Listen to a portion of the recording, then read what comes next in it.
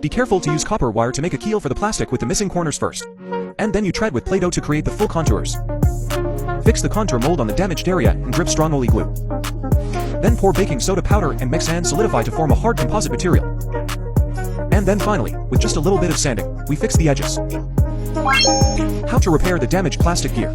In fact, the idea is the same. Apply a little lubricating oil to the gears first, prevent it from sticking. Then the full outline of the gear is pressed out on the Play-Doh. By clipping off the head of the small iron nail, put the nails on the fire and heat them to burn red. According to the angle of the gear, insert the red-hot iron nails into the dental pads. Then put on the plasticine mold just made. Then plug an opening in the side of the dental plate.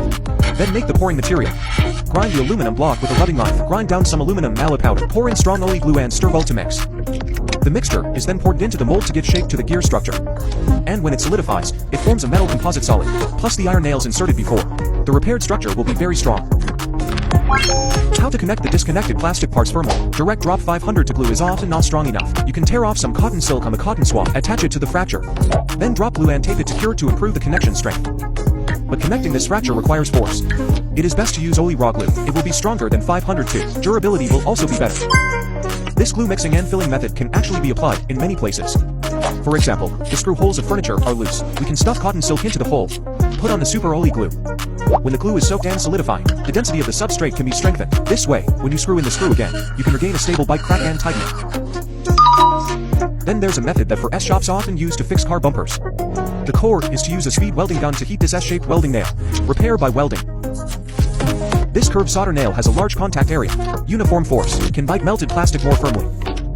It cools down, and it cools down like you've put some steel on the street. The strength of the connecting structure is directly filled, and then you just polish it. The repair is basically completed by grinding a raised scarf lap. This method can be applied to a variety of thicker plastic materials, which are firm and stable.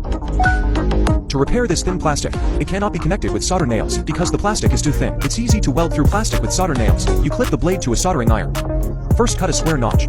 Then cut another section of PVC wire pipe to act as a patch. Heat and soften it with a heat gun. Then spread it out and apply it to the notch. After securing with tape, draw the mark on the other side with reference to the notch. Then follow the marking line to trim out the specific size of the patch.